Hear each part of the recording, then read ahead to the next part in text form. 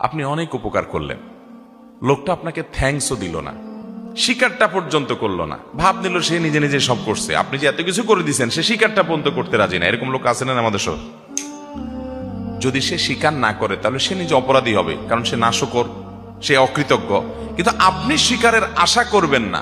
অনেকে আছে না, ওর জন্য আর কিছু করবো না, এত কিছু করলাম, নিমক গরম, স্বীকারই করে না, তাহলে ওর জন্য আর কিছু করবো না। এরকম আমরা করি কি করি না?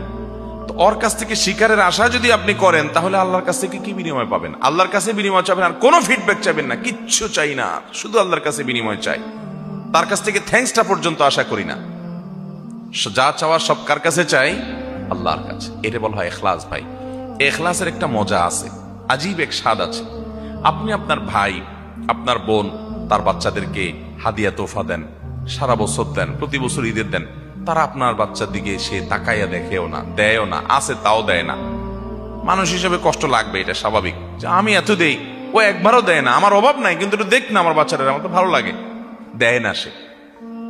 এই যে আপনি দিয়ে আবার সে দিচ্ছে না কেন সেটা আশা করছেন, এটা আপনার আমল বিনষ্টকারী বিষয় হতে পারে।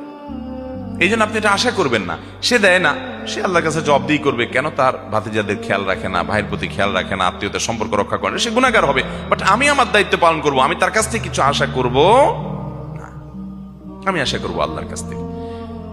এই পলিসি যদি মাথায় রাখেন এবং এই মূলনীতি যদি আপনি অনুসরণ করেন, তাহলে দেখবেন আত্মীয়তার সম্পর্ক রক্ষা করা আপনার জন্য ইজি হয়ে গেছে।